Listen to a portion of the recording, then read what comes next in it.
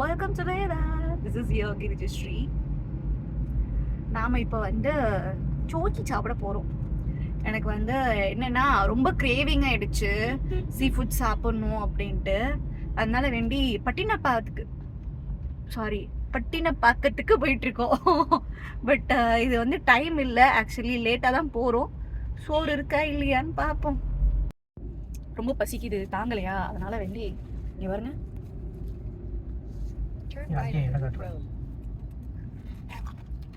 சாப்பிட போகிறோம். வேண்டிக்கிறோம் அங்கே வந்து கடைங்கள்லாம் ஓப்பனில் இருக்கணும். ஆமாம், தப்பாக சொல்லிட்டேன். என் புருஷன் இப்போ தான் திட்டினான். என்னென்னா கடைலாம் ஓப்பனில் தான் இருக்கும், சோறு இருக்கணும் அப்படின்னாரு. கரெக்டு தான் இல்லை, சோறு இருக்கணும். ஐயோ கடை ரொம்ப பசிக்குது, தாங்க முடியல. வந்துட்டோம் பட்டினப்பாக்கம் வந்துட்டோம். அந்த ஏரியாவில் வந்து வரோங்கிறத தெரிஞ்சுக்கிறது எப்படி தெரியுங்களா? அங்கே ஒரு சிக்னல் இருக்குது பாருங்க, அந்த சிக்னல்லே அப்படியே மீன் வாசம் வரும். அப்போவே தெரிஞ்சுக்கலாம் நம்ம இந்த ஏரியாவுக்கு வந்துட்டோன்னு. ஐயோ இப்போ பார்க்கிங் தேடணுமே, இதுதான் இருக்கிறதுலையே பெரிய வேலை. சோறு இருக்கா? எல்லா கடையும் கொஞ்சம் ஃபுல்லாக தான் இருக்குது. இப்போ சோறுலாம் சாப்பிட்டுட்டு தான்ப்பா இருக்காங்க. அங்கே பேர் அண்ணன் சோறு எடுத்து வைக்கிறது பார்த்தீங்களா? அப்போ ஏதாவது ஒரு ஹோட்டலில் நமக்கு சோறு கிடச்சிரும்பா. நாங்கள் சாப்பிட வந்த ஹோட்டல் இதுதான்.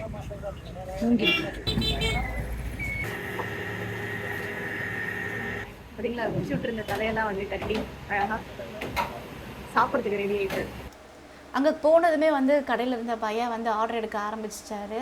நாங்கள் வந்து ஒரு காம்போ தான் ஆர்டர் பண்ணியிருந்தோம். அதில் வந்து பார்த்திங்கன்னா ஒயிட் ரைஸு, அதுக்கப்புறம் வந்து 5-6 வகையான சைட் டிஷ்ஷஸ், அதுக்கப்புறம் வந்து 4 வகையான குழம்புகள் வந்தது. ஒரு ரைஸ் மட்டும் எக்ஸ்ட்ரா வாங்கிக்கிட்டோம், ஒயிட் ரைஸு. ஸோ இதில் வந்து சித்து வந்து ஃபிஷ்ஷு சாப்பிடுவானான்னு பார்த்து கெஞ்சி விட்டுட்டேன், போடா அப்படின்ட்டு. அதுக்கப்புறம் வந்து அவன் ஒயிட் ரைஸ் சாப்பிட ஆரம்பிச்சிட்டான். நான் வந்து மீன் குழம்புன்னு நினச்சி கத்திரிக்காய் காரக்குழம்பு ஊற்றிக்கிட்டேன்.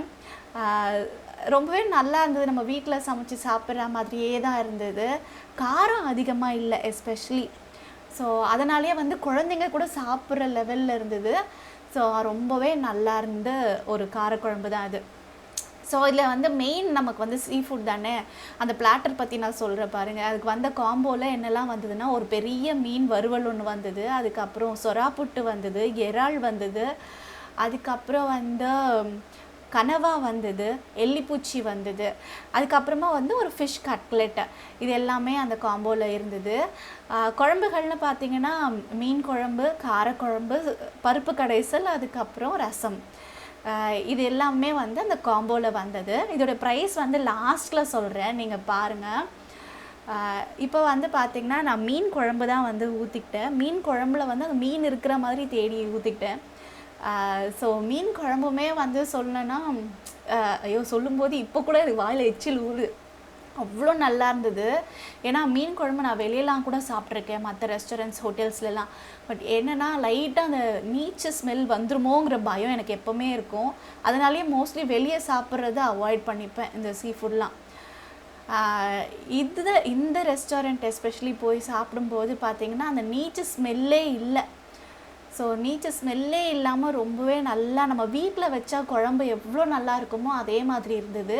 வீட்டில் வச்சா கொஞ்சம் திக்காக வைப்போம், இவங்க ரெஸ்டாரண்ட் அப்படிங்கிறத கொஞ்சம் தண்ணியாக வச்சுருக்காங்க, அவ்வளோதான் டிஃப்ரென்ஸே தவிர்த்து டேஸ்ட் வைஸ் இல்லை அந்த கன்சிஸ்டன்சி வைஸ் எல்லாமே வந்து ரொம்பவே நல்லா இருந்தது. அந்த மீன் அதில் வந்து நல்லா ஊறி செம்ம டேஸ்ட்டாக இருந்ததுங்க.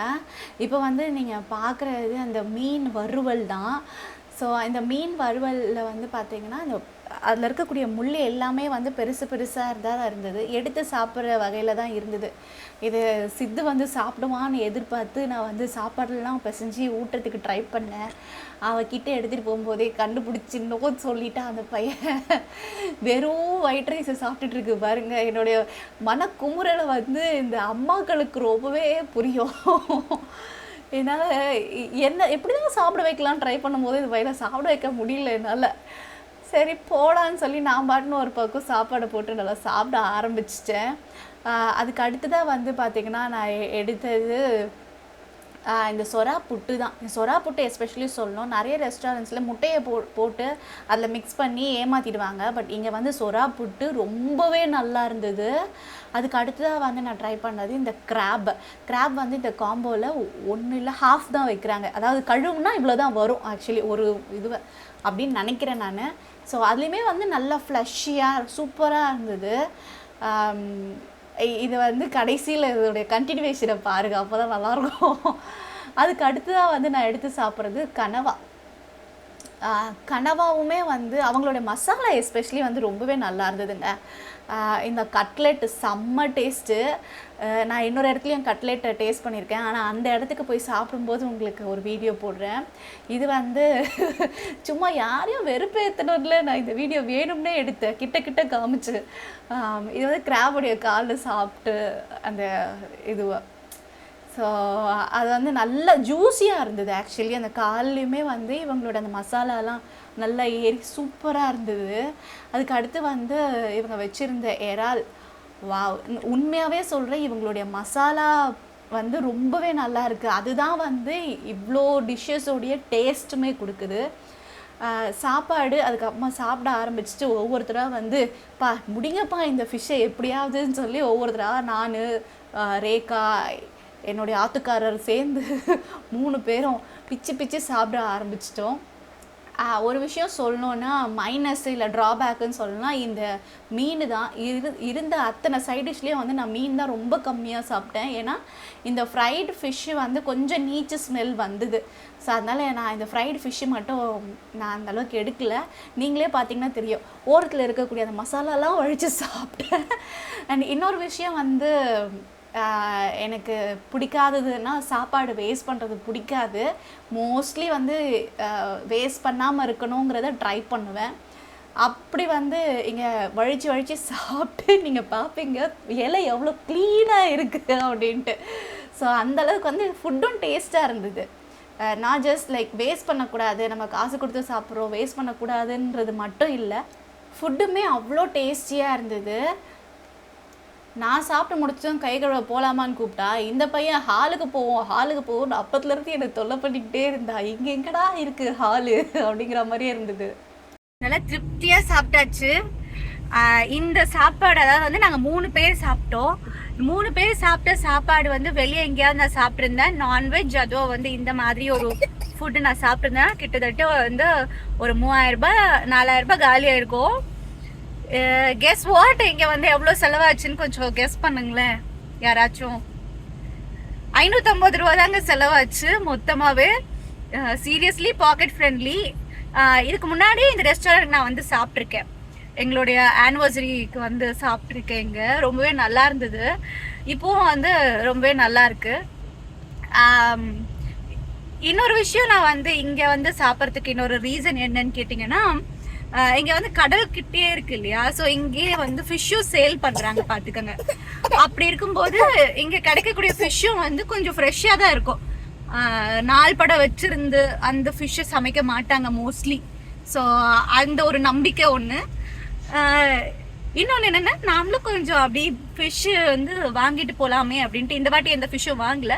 பட் யூஸ்வலாக வந்தோன்னா ஏதாவது ஒரு ஃபிஷ்ஷை ஃப்ரெஷ்ஷாக அப்படியே வலையிலேருந்து எடுத்து கொடுப்பாங்கல்ல, அந்த ஃபிஷ்ஷை வந்து யூஸ்வலாக வாங்கிட்டு போயிடுவோம்.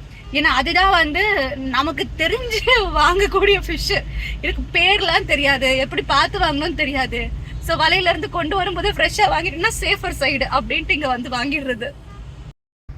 Love you. எல்லாரும் என்ன பண்ணணும் தெரியுமா, சப்ஸ்கிரைப் பண்ணணும் சேனலை சொல்லு, சப்ஸ்கிரைப் பண்ணணும், லைக் பண்ணணும் சொல்லு, ஷேர், சப்ஸ்கிரைப் எல்லாம் பண்ணிடுங்க. ஓகேவா? Bye by.